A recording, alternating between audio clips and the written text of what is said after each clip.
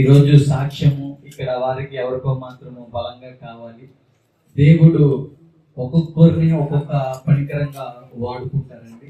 ఇందాక దైవజనులు ఒక మాట చెప్పారు, మీకు గుర్తుందో లేదో కానీ, మనుషులు దేవునితో సహవాసం చేయడానికి నింపబడ్డాం. హల్లెలూయా. విన్నారు ఈ మాట ఎవరైనా? మనుషులు ఎవరి కోసం అండి? మీకు అర్థమయ్యేలా కూడా చెప్తున్నారు. మనం కట్టుకున్న చీర లేకపోతే మనం వేసుకున్న బట్ట ఎవరితో సహవాసం చేస్తుంది? మనతో. మనకు కావాలి కాబట్టి మనం చేసుకున్నాం. ఇక్కడ ఉన్న ప్రతి పనికరము కీస్ అవని, రిథమ్స్ అవని, అప్పుడు మిక్సర్ అవని, బాక్స్ అవని, కనబడుతున్న మైక్ అవని, ఏదైనా సరే ఎవరు చేసుకున్నారంటే మనిషి చేసుకున్నాడు. ఎందుకయ్యా అంటే వారికి ఉపయోగపడాలి. ఖచ్చితంగా ప్రతి వస్తువు ఉపయోగపడాలి. ఎవరికి? మనిషికి ఉపయోగపడాలి. బైక్ అవని, కార్ అవని, బస్సు అవని, ఏరోప్లేన్ అవని, ఏదవని కదండి, ఏమవ్వాలి? మనకి ఉపయోగపడాలని మనిషి చేసుకున్నాడు. అయితే గమనించండి, ప్రతి వస్తువు దాని పని ఏం చేస్తుందండి? చేస్తుంది. ఒక అర్థం ఉంది కదా ప్రతి వస్తువుకి, ఉందా లేదంటారా? సూదిని అడిగితే ఏం చెప్పిందో చెప్పండి ఒకసారి. అర్థం, నీ బట్టలు కొట్టడానికి కొన్నాను నాయన అని, అంతే కదా. అర్థం ఉంది, ప్రతి దానికి అర్థం ఉంది. ప్రతి దాన్ని మనిషే చేసుకున్నాడు. దేవుడు ఇచ్చిన జ్ఞానం బట్టి మంచిదే. మరి ప్రతి మనిషిని చేసింది ఎవరు? హల్లెలూయా.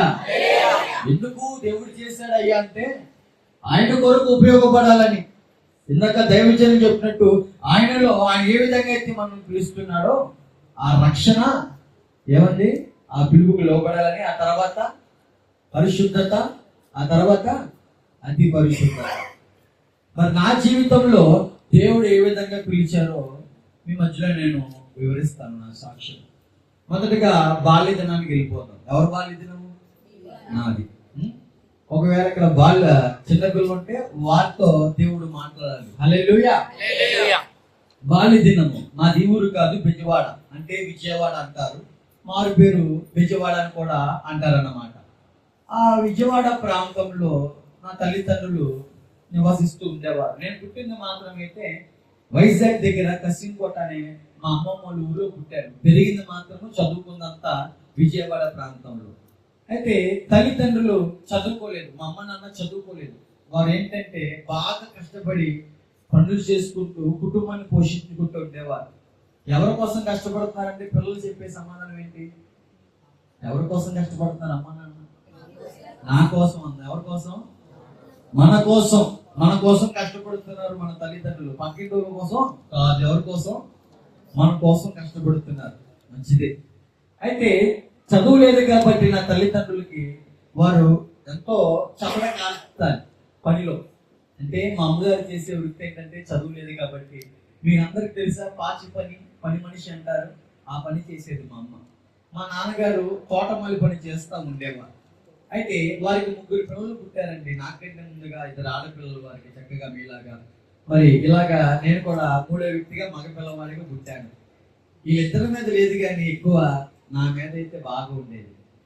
మగ పిల్లవాడిగా తర్వాత మేమే చూసుకోవాలి ఆయన్ని అనే ఆలోచనతో ప్రేమ ఎక్కువ ఉండేది. చివరి వాళ్ళ మీద ఎక్కువ ప్రేమ ఉండిద్దని విన్నాను నేను. ఏమంటే ఆఖరికి ఎవరైతే పుడతారో తీవ్రమైన గారాబం ఉండిద్ది వాళ్ళ మీద. అవునంటారా కాదంటారా? అదే విధంగా పెంచుతున్నారు నా తల్లిదండ్రులు కూడా నన్ను. వారు ఎంతో కష్టపడుతూ నన్ను కాన్వెంట్ స్కూల్లో జాయిన్ చేశారు. అది మా ఇల్లు పరిస్థితి చాలా ఏమండి లేని పరిస్థితి అనమాట. ఒక మాటలో చెప్పాలంటే మా ఇల్లు సగానికి ఉండిద్ది, ఈ రూమ్లో సగానికి ఉండిద్ది అనమాట. అటువంటి పరిస్థితి. మా కొడుకు బాగుండాలని కష్టపడుతూ ఏమండి వేల ఫీజులు కడుతూ కాన్వెంట్ స్కూల్లో జాయిన్ చేశారు అమ్మా నాన్న నన్ను. ఎవరి భవిష్యత్తు బాగుండాలి? పిల్లలు మన భవిష్యత్తు అన్నాం. ఎవరి భవిష్యత్తు? మన భవిష్యత్తు బాగుండాలని. మనం వారి వల్ల కష్టపడకూడదు కదా, మనం వారి వల్ల చెమట కాల్చకూడదు కదా అనే కదా తల్లిదండ్రులు మన మీద ఎంతో ఎంతో ఏమంటే నమ్మకాలు పెట్టుకుంటారు.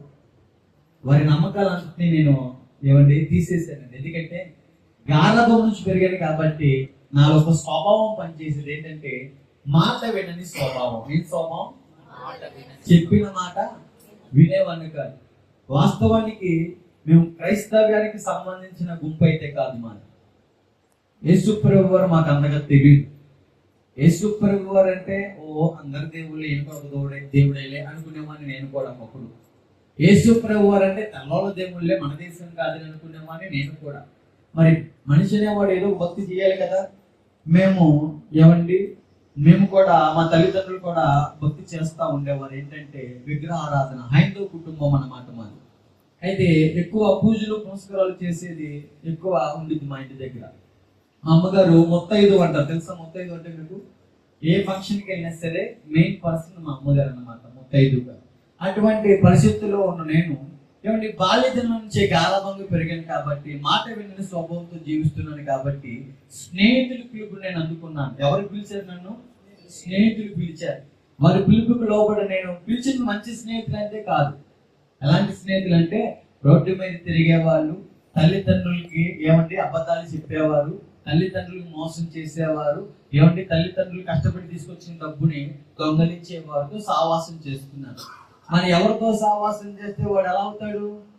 వాడవాళ్ళే ఖచ్చితంగా ఉంటాడు కదా, అంతేనా కాదా? తాగుబోతుతో సావాసం చేస్తే అంతే, చెడ్డవాడితో సావాసం చేసేవాడు చెడ్డవాడే అవుతాడు, అంతే కదండి. మూర్ఖులతో సావాసం చేసేవాడు చెడిపోతాడని మన గ్రంథకర్త చెప్తున్నాడు అన్నమాట. అయితే వాళ్ళేదో చెడ్డవాళ్ళు, నేనేం మంచిని చెప్పట్లే ఇక్కడ, అర్థమవుతుందా? అటువంటి వారితో సావాసం చేసిన నేను వారి వల్లే ప్రవర్తిస్తున్నాను, వారి వల్లే అబద్ధాలు మాట్లాడుతున్నాను, వారి వల్ల ఇష్టానుసారంగా జీవిస్తున్నాను, వారి వల్ల తల్లిదండ్రుల మాట వినట్లేదు. ఆ రకంగా జీవిస్తున్న నా బాల్య దినంలో 6వ క్లాసు 7వ క్లాసు మొత్తానికి చదువుతున్న ఆ సమయంలో ఎవరు వచ్చారు తెలుసా నా దగ్గరికి? క్రైస్తవులు వచ్చారు. ఆ క్రైస్తవులు వచ్చి నన్ను ఎక్కడ నడిపించారు తెలుసా? దేవుని సన్నిధికే నడిపించారు. హల్లెలూయా. ఎందుకో తెలుసా? బాల్య దినంలో నేను పాడైపోతున్న నాశనకరమైన మార్గంలో నన్ను చూశాడు. ఆ నాశనకరమైన బంధకం నుంచి, నాశనకరమైన ప్రవర్తన నుంచి, ఆ పాడైపోతున్న ఆ బాబుని, ఆ వ్యక్తిని, ఆ మనిషిని బాగు చేయడానికి యేసు ప్రభు వారు కొందరు క్రైస్తవులు పంపించారు. హల్లెలూయా. ఒక క్రైస్తవుడు వచ్చి, ఒక విశ్వాసి వచ్చి, ఒక దైవజనుడు వచ్చి, ఒక సువార్తికుడు వచ్చి యేసు ప్రభు వారి గురించి మనం చెప్తున్నాడంటే ఏంటో తెలుసా? వాస్తవానికి కారణము మనిషి ప్రతి ఒక్కరూ పాపముతో బందీ అయిపోయి ఉన్నారు కాబట్టి లేఖనాల్లో ఒక మాట ఉంటుంది, ఏమన్నా తెలుసా? నశించిన దాన్ని వెతకి రక్షించడానికి ఎవరొచ్చారు? మనిషి కుమారుడు యేసు ప్రభు వారు ఈ లోకానికి మనిషి కుమారుడుగా మనిషిగా జన్మించి ఈ లోకానికి వచ్చి పాపుల్ని, అంటే ఎవరైతే పాప బంధకాల్లో ఉన్నారో మనుషులందరినీ రక్షించడానికి వచ్చిన లోక రక్షకుడు. హల్లెలూయా. అయితే బాల్యకాలంలో పాడైపోతున్న జీవితాన్ని రక్షించడానికి ఎవరు వచ్చారని చెప్పాను? యేసు ప్రభు వారు వచ్చారు.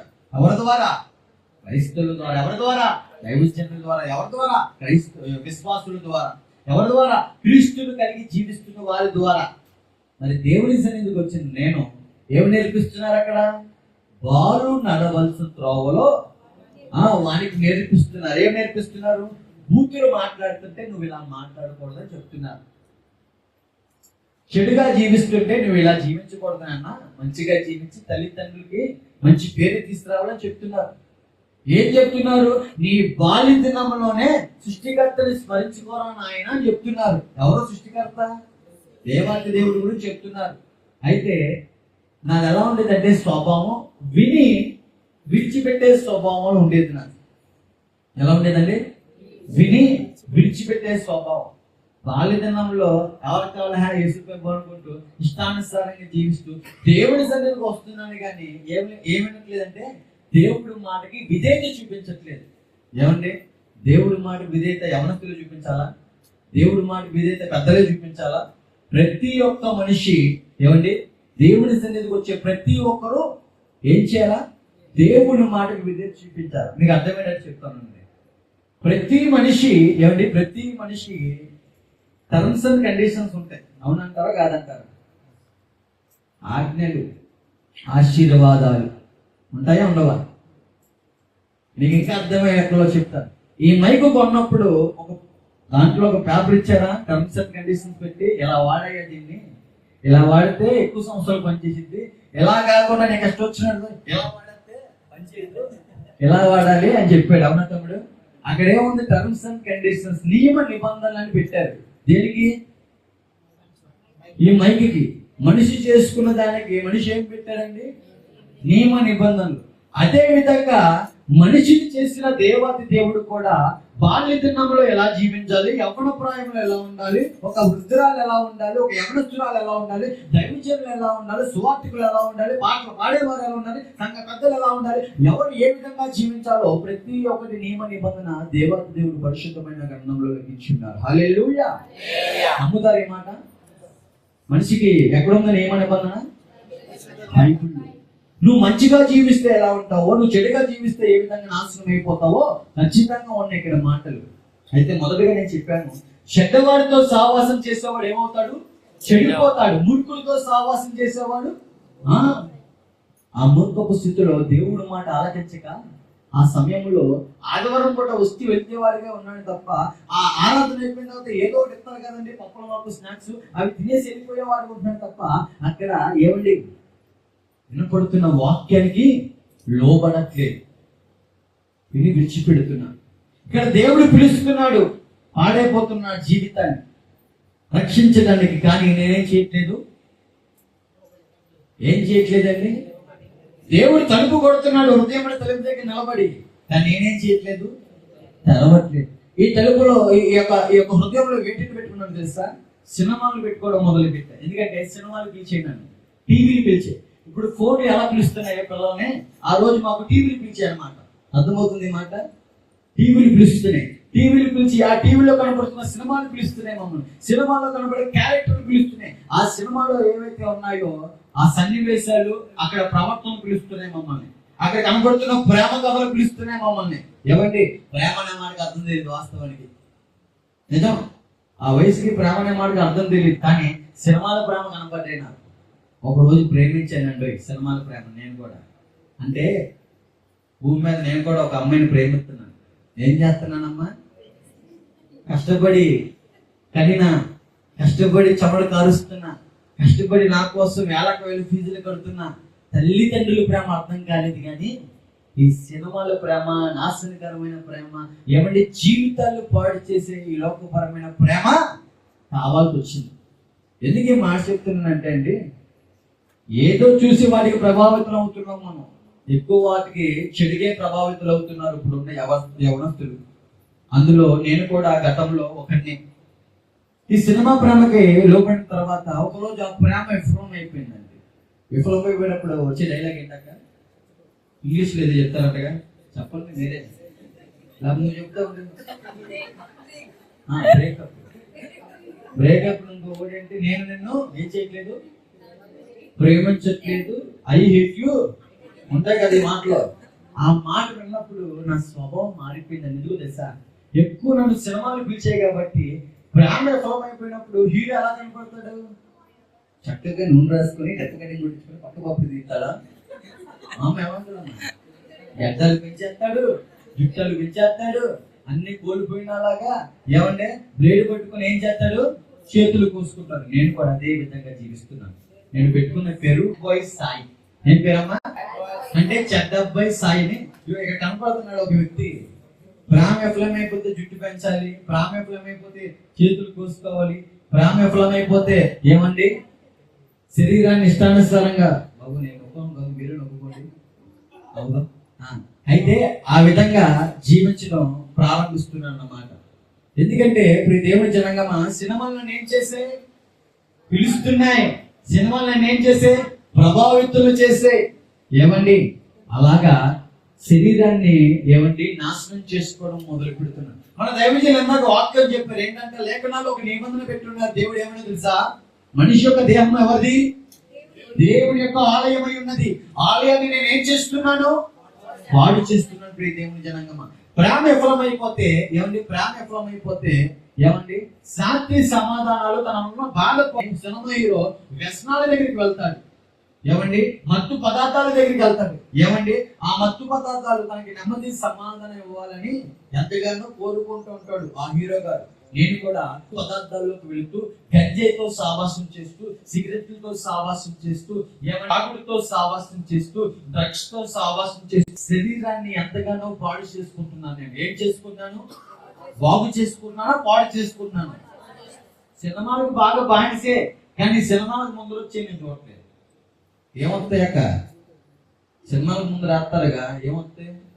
బాగా బాగా చూస్తున్నారు.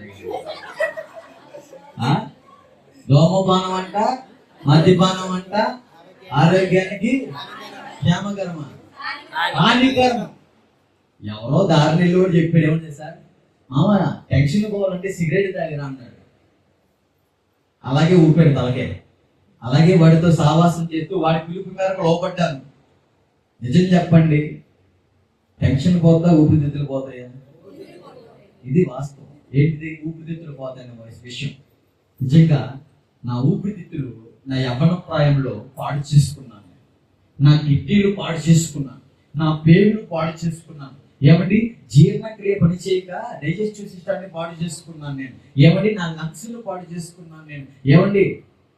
యూరిన్కి వెళ్తుంటే యూరిన్ నుంచి బ్లడ్ బయటపడతా ఉండేది నాకు. ఆ విధంగా శరీరాన్ని పాడు చేసుకుంటూ విజయవాడ బ్యాడ్ బాయ్స్ అని పిలువబడుతున్న నేను ఇప్పుడు అన్నయ్య చెప్పాడు కదా, ఏం కావాలి మనిషికి? శరీరాశ, నేత్రాశ, జీవపుడమ్ము. జీవపుడమ్ము పనికిరాని లైకుల కోసం, కామెంట్ల కోసం పొంగిపోతూ ఎంతో మంది వారి యొక్క ప్రాణాలు కూడా కోల్పోయే వారి యొక్క వైరల్ వీడియోలు మనం చూస్తున్నాం. అటువంటి టిక్ టాక్ వైపు వెళ్తున్నాను నేను. అటువంటి ఏమంటే ఇన్స్టాగ్రామ్ వైపు వెళ్తున్నాం. విజయవాడ బ్యాడ్ బాయ్స్ సాయి అని పిలువబడుతున్న నేను ఒక ఫేమ్ తెచ్చేసుకున్నాను అన్నమాట. ఏమని తెలుసా? బ్యాడ్ బాయ్స్ సాయి అన్న అనే ఫేమ్ తెచ్చేసుకొని బోల్డ్ మంది స్నేహితులు ఎక్కువైపోయారు. ఆ గుంపు అంతా బ్లేడ్ బ్యాచ్ గుంపు, రేప్ చేసే గుంపు, మర్డర్ చేసే గుంపు, ఇష్టానుసారంగా జీవించే గుంపు, ఈ సినిమాలో చూపించే బొక్కల ప్యాంట్లు వేసుకునే గుంపు. ఏ ప్యాంట్లు? బొక్కల ప్యాంట్లు, కన్నాలు ప్యాంట్లు వేసి బాబా అమ్మ మీరే అట్లా అవుతున్నారంటే రోడ్డు మీద నడుపుతుంటే ఎంతమంది నమ్ముంటారు చెప్పండి? సరదాగా మాట్లాడుకున్నాం. నిజమే కదా?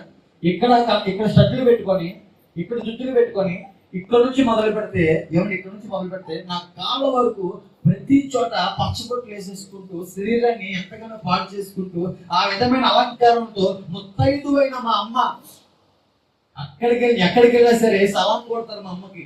ఎక్కడికి వెళ్ళినా సరే పెద్ద పెట్టేస్తారు మా అమ్మకి. అటువంటి కొడుకుని చూసి ఏమంటారు చెప్పండి మీరే? ఏంటే లక్ష్మి, మీ కొడుకేంటి అలా ఉన్నాడు? ఆడు బతికేంటి అలా ఉంది? ఆడు వాడకం ఏంటి అలా ఉంది? ఆ నవ్వుతా ఉంటే ఆమె సంతోషపడిస్తా. కొడుకు కూతురు ఏమండి వాళ్ళ పిల్లలు ఉన్నతమైన శిఖరాల్లో ఉండాలని ఆశిస్తారు తల్లిదండ్రులు. ప్రతి ఒక్క తల్లిదండ్రులు, అవునా కాదా? ప్రతి ఒక్క తల్లిదండ్రులు వారి పిల్లలు ఉన్నతమైన శిఖరాల్లో ఉండాలని ఆశిస్తారు. కానీ తన కొడుకు కళ్ళ ముందే పాడైపోతుంటే ఏమండి ఏ తల్లినా ఆనందం ఉండిద్దా? కొరిగిపోతూ బాధపడుతూ అయ్యో ఎవరు చెప్పాలో తెలియక ఆమెకు తెలిసిన పూజలు చేస్తూ ఏదో విధంగా తాయెత్తులు కట్టిస్తే వీడి జీవితం బాగుపడుతేమో అని ఆ కార్యక్రమాలు చేస్తూ ఉన్నారు. ఈ వ్యసనానికి బానిసైపోయిన నా శరీరం ఏమవుతుంది తెలుసా? తన మన భేదము మర్చిపోయాను నేను. అమ్మ విలువ మర్చిపోయాను, నాన్న కష్టాన్ని మర్చిపోయాను, నాన్న కొట్టే మురుగుడిగా మారిపోయాను, తల్లిని తిట్టే మురుగుడిగా మారిపోయాను. ఇంకా తల్లిదండ్రులతో ఇటువంటి సావాసం ఉంటున్న నేను ఇక లోక స్నేహితులతోనూ ప్రాంత ప్రజలతో ఎలా ఉంటున్నానో తెలుసా? ఏమంటున్నారు తెలుసా మా ప్రాంత ప్రజలు? వీళ్ళు ఎప్పుడు చచ్చిపోతారు ఈ సాయి గారు? వీళ్ళ వల్ల అనేక మంది యవనస్తులు ఏమైపోతున్నారు? పాడైపోతున్నారు.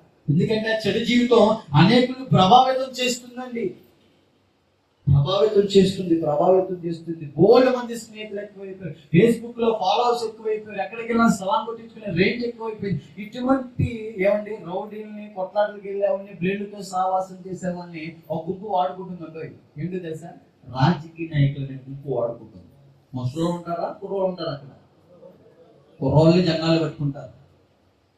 కుర్రోళ్ళు తెలియదు మాకు, అంటే మాకు తెలియదు. ఆ మైపు ఎలా ఉంటుందంటే మా అన్న మాకు ఏం జరిగినా వచ్చేస్తాడు. మా అన్న నా వెనకమాల బలం ఉంది, నా వెనకమాల అండదండలు ఉన్నాయి, నాకు ఏదైనా సరే అయిపోద్ది, నేను ఏమని అనుకుంటున్నా కాళ్ళ దగ్గర వచ్చి పడితే బెల్లపు గట్టి ఉండిద్ది అనమాట. అదేవిధంగా వాళ్ళు ఏం చెప్తే దానికి లోబడేవాళ్ళు. వాళ్ళని కొట్టాలంటే కొట్టేసేవాళ్ళు, ఆ ల్యాండ్ సెటిల్మెంట్ చేయాలంటే చేసేవాళ్ళు.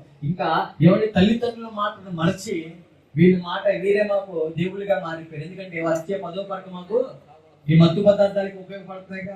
మరి డబ్బు కావాలి కాబట్టి ఈ యొక్క క్రమంలో దూర ప్రాంతాల నుంచి గంజాయి తరలించి విజయవాడ ప్రాంతాల్లో బాగా విక్రయిస్తా ఉండేవాడిని. ఒక పేరు వచ్చేసింది, బ్యాడ్ బాయ్ సాయి అంటే గంజాయి అంటే బ్యాడ్ బాయ్ సాయి అని పేరు వచ్చేసిందండి. వాస్తవానికి ప్రేమ విఫలం అయిపోయింది, నా బాధ పోవాలి, నాకు సమాధానం రావాలి, నా హృదయం ఉన్న కలవరం పోవాలి, ఈ మత్తు పదార్థాలతో సావాసం చేస్తే ప్రశాంతత పీస్ వచ్చింది అనుకుంటే ఏమైంది? ఆరోగ్యం అంతా ఏమైంది అక్క? మొత్తం పోయింది. నియమ నిబంధనలు పెట్టారుగా, ఏమని? చక్కగా ఫ్రూట్ జ్యూస్ తాగు, చక్కగా తిను, కిడ్నీలు బాగా ఫంక్షన్ చేయాలంటే వాటర్ తాగు. ఇదేనండి దేవుడికి పెట్టింది. వాటర్ బదులు చెప్పని వాటర్ తాగేస్తే ఏమైంది? కిడ్నీ ఫుల్గా ఫంక్షనింగ్ అవుతుంటావా? అవ్వదు కదా. మన ఊరు సాక్ష్యం చెప్పడానికి వెళ్తే టైం అయిపోతుందని వేరే ఊరి దగ్గర కార్లు దొరుకుతుంటే మనోడు ఏం చేశాడంటే, తెలివైన వాడు పెట్రోల్ బదులు డీజిల్ కొట్టించాడు. సరిపోయింది, ఆగిపోయింది. ఎక్కడ నాయన ఇంటర్లో చేసావు, నేను ఎంత అలా కూర్చుంటున్నాను అంటే ఆఫ్టర్ ఆల్ కారే పెట్రోల్ బదులు డీజిల్ కొట్టిస్తే ఆగిపోతే ఎవరిని? మరి మనిషి యొక్క శరీరంలో అవయవాలు ఏమండి వెళ్ళాలి కదా, మంచి మంచి పదార్థాలు లోపలికి. చెడు పదార్థాలు వెళ్తున్నాయి, నాశనం అయిపోయింది నా బతుకు. యవ్వన ప్రాయంలో వేల మంది స్నేహితులు, మనుషులు, అండదండలు ఉన్నాయి, కానీ హృదయంలో ప్రశాంతత కరువైపోయింది. నాకు హృదయంలో ఏమైపోయింది? ఈ మధ్య ఏంటో ఆడవాళ్ళు కూడా ఎక్కువ తాగేస్తున్నారు. ఆనాడు ఆడవాళ్ళు కూడా నేను ఏమండి ఆ మత్తు పదార్థాలు అలవాటు చేసి వాళ్ళ శరీరాన్ని పాడి చేసేవాడిని. ఏమండి పెళ్ళి అయిపోయిన తర్వాత చేయవలసిన ఆ క్రమము ఏమండి, పెళ్లి కాక మునిపే ఈ శరీరాన్ని అపవిత్రపరుచుకుంటున్నాను నేను. ఈ శరీరాన్ని రోయ రూముల్లో అపవిత్రపరుచుకుంటున్నాను నేను. ఆ విధంగా శరీరాన్ని పాడు చేసుకుంటున్నాను. ఈ విధంగా ఉంటున్న సమయంలో విజయవాడ ప్రాంతాన్ని విడిచిపెట్టి నేను కసింకోట అనే నేను పుట్టిన ఊరు వైజాగ్ దగ్గరికి బయలుదేరాను. ఎందుకంటే ఏమండి పోలీసులు నన్ను వెతుకోవడం మొదలు పెడతాను. ఎందుకంటే నేను చేసే తప్పుడు పనులకి నన్ను వాళ్ళు యాక్సెప్ట్ చేయాలి. కాబట్టి ఏం చేస్తారు దొరికితే భలే కొట్టేవారు తెలుసా. కళ్ళల్లో మిర్చి రసం పిండేవారు. మాకు మిర్చి రసం, ఐస్ ముక్కలు కాదమ్మా, మిర్చి రసం ఎలా ఉండిద్ది ఒకసారి ఆలోచించండి. కొడితే మామూలు కొట్టేవాళ్ళు కాదు, మమ్మల్ని బట్టలు లేకుండా కూర్చోబెట్టేవారు స్టేషన్లో. ప్రతి పోలీస్ స్టేషన్ మెట్లు ఎక్కేసాం, కుక్కను కొట్టినట్టు కొట్టించుకున్నాం. మా బ్యాచ్ల గురించి చెప్పాను కదా, rowdy batch, blade batch, rapist batch, ఈ బ్యాచ్లు అన్నాయి. మా స్నేహితులు ఎక్కువ ఎక్కడ ఉంటారంటే పోలీస్ స్టేషన్లోనూ జైల్లో ఉంటారు. అటువంటి సావాసాలు మాకు. అయితే ఇప్పుడు దేవుని జనాంగమ్మ కసింకోట అనే ఊరు వెళ్ళినప్పుడు అక్కడ ఒక స్నేహితుడు ఎదురయ్యారు. ఎవరో ఒక స్నేహితుడు. ఈ యవ్వన ప్రాయంలో నాశనకరమైన పరిస్థితులు నా జీవితంలోనికి ఏమండి మార్పు చెందిన ఒక క్రైస్తవుడు, ఏమండి బాగుపడ్డ నా స్నేహితుడు, ఒకప్పుడు నాతో పాటు ఏమిటి లోకానుసారంగా జీవించి పాపంలో తను నేను కలిసి ఇష్టానుసారంగా పాపాన్ని జరుపుకున్నాం. అటువంటి స్నేహితుడు మార్పు చెంది బాగుపడి నా దగ్గరికి వచ్చాడు ఒక క్రైస్తవుడుగా. నేను చెప్తున్నాను, ఇక్కడ ఎవరు వచ్చారు? స్నేహితుడైన క్రైస్తవుడు వచ్చాడు. అయితే నేను అంటాను, వచ్చింది ఆ క్రైస్తవుడు కాదు, ఆ క్రైస్తవుని ప్రేరేపించిన దేవాది దేవుడు వచ్చినాడు నాశనకరమైన జీవితం దగ్గర. చెప్పండి కొడుతున్నాను. ఆ నాశనం అయిపోతున్న జీవితం దగ్గర ఎలా వస్తున్నానని చెప్పాను అలా నేను. యేసు ప్రభు వారు వస్తున్నాడు జీవితాన్ని బాగు చేయడానికి, వెతకి రక్షించడానికి. ఏమంటే వెతుక్కుంటూ వస్తున్నాడు దేవుడు. కానీ నేనేం చేస్తున్నాను తెలుసా? ఇతనే సూర్యనారాయణ అని పిలువబడిన స్నేహితుడు తిమోతిగా మార్పు చెంది క్రైస్తవుడిగా ఏమండి తన మాట శైలి అంతా మారిపోయి భలే ఉన్నాడు. తన మార్పు నా కళ్ళ ముందు కనపడుతున్నా కానీ గ్రహించలేని గుడితనం నాకు. యేసు ప్రభు వారి గురించి ప్రకటిస్తుంటే పోరాబో హల్లెలూయా బ్యాచ్ అంటున్నాను నేను, పోరాబో తల్లలో దేవుడు అంటున్నాను నేను, పోరారే చెప్పేవాళ్ళ నీతులు పోరారే అనుకుంటూ మాట్లాడుతున్నాను నేను. యేసు ప్రభు అంటే పోరా మతమారిపోయి అంటున్నాను నేను. ఏమండి ఆ రకంగా మాట్లాడుతున్నా క్రైస్తవ్యం గురించి. మార్పు చెందిన నా కళ్ళ ముందు కనపడుతున్న నా స్నేహితులు మాకు గమనించట్లా. వాస్తవానికి యేసు ప్రభు వారికి సంబంధించిన జీవితం కాదు కదా మాది. మా బ్రతుకు వేరు, మా పద్ధతులు వేరు, మా పూజలు వేరు, మా పురస్కారాలు వేరు, మా భక్తి వేరు కదా. ఏమండి నేను శివుడు భక్తునండి. వాస్తవానికి నా పొట్ట భాగం మీద మీరు చూస్తే శివుడు ఏమండి ఒక అఘోర తపస్సు చేస్తున్నట్టు పచ్చబొట్టు ఉంటుందండి. ఇప్పుడు కూడా నా మెడ మీద ఎప్పుడైనా గమనించారనుకో శివలింగం కనపడుతుంది నా మెడ మీద, పాము కూడా ఉంటుందన్నమాట. అటువంటిది ఆ రీతిగా ఉండేవాడు. ఒక అఘోర ఎలాగైతే ఉంటాడో ఏమండి నడినెత్తు నుంచి అరికాల వరకు అటువంటి గెటప్ని నేర్చుకునేవాడిని. కనపడుతుందా? అటువంటి ఈ విధంగా నేను ఈ రకంగా నిజంగా వేసేసుకుంటూ ఏమండి నేను ఒక దూరం అలా ఫీల్ అవుతూ ఉండేవాడు అన్నమాట. సోమవారం వస్తే శివాలయంలో కనపడే వ్యక్తిని నేను. ఏమంటే నోరు తెరిస్తే శివనామ స్మరణము ఎప్పుడు స్మరించే వ్యక్తిని నేను. ఇటువంటి వ్యక్తి దగ్గరకు వచ్చి యేసుప్రభు వారి గురించి చెప్తే గమ్మటిని ఆలోచించేస్తానా? ఏమంటే చెప్పండి ఉన్నమాట, నీ దేవుడు నీ గొప్ప, నా దేవుడు నా గొప్ప అంటున్నాను నేను. తను నేను తిరుగుతున్నాను, తను నేను హేళన చేస్తున్నాను, తను నేను ఎక్కిస్తున్నాను, తను నేను బాధ పెడుతున్నాను, అయినా కూడా క్రీస్తుని ఏంటంటే ప్రకటిస్తున్నాడు. ఎందుకు ప్రకటిస్తున్నారు అని ఎవరైనా అడిగితే, ఏమండి ఎందుకు ప్రకటిస్తున్నారని అడిగితే లేఖనాల్లో ఒక మాట ఉంటుంది. ఏమన్నా తెలుసా? ఎందుచేతనైనా సరే అగ్ని నుంచి కొందరిని లాగని దేవుడు బాధ్యత చెప్పాడు ప్రతి క్రైస్తవుడికి. హల్లెలూయా, హల్లెలూయా. చెప్తామా గట్టిగా? తినిన తర్వాత చెప్పాలంటే ఇదే బాధండి బాబు. ఇంకోసారి చెప్తాం హల్లెలూయా, హల్లెలూయా. అంటే ఆ క్రైస్తవుడు యేసు ప్రభు వారి గురించి చెప్తుంటే నాకు అర్థం కావట్లేదు. మా బంధుప్రియులు కూడా చెప్తున్నారండి. ఎవరు తెలుసా? నీతో పాటు తాగారా నాయన, నీతో పాటు తిరిగిరా బాబు, నీతో పాటు రోడ్ల మీద తిరిగినోడు రాడు, ఆడి జీవితం మార్పు చెందింది, నువ్వు ఎక్కడో విజయవాడలో ఉంటావు, కానీ రోజు చూస్తున్నావా అని మేము. యేసు ప్రభు వారి జీవితాన్ని మార్చేశారు, యేసు ప్రభు వారు వాళ్ళ వాహనాన్ని మార్చేశారు, యేసు ప్రభు వారు వారి అంతరంగాన్ని మార్చేశాడు, యేసు ప్రభు వారు నీ స్నేహితుని బాగు చేశాడు. ఆ బాగు చేసిన దేవుడు నిన్ను కూడా బాగు చేస్తాడు, నువ్వు కూడా వాడితో పాటు దేవుడి మందిరానికి వెళ్ళు అని సలహా ఇస్తున్నారు బంధుప్రియులు కూడా చెప్పుకోమని చెప్పరు. ఎవరు బాగుపడరా అని ఆయన అంటారు. ఏమంటారు? మీ అమ్మకి మీ నాన్నకి మంచి పేరు ఉందా బాబు, ఆ పేరంతా సరగొట్టేవాడు కొన్నాం, ఎవరైనా నీ స్నేహితుడితో పాటు బాగుపడరా అని చెప్తున్నారు. నేనేమో హాస్పిటల్ చుట్టూ తిరుగుతున్నాను. నా అవయవాలన్నీ చాలా డ్యామేజ్ అయిపోయినాయి.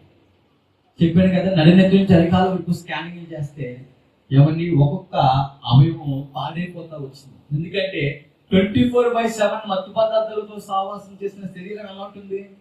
క్షేమంగా ఉంటుందా, పాడైపోతుందా? చాలా పాడైపోతుంది. ఇలాగా పాడైపోతా వచ్చిందండి.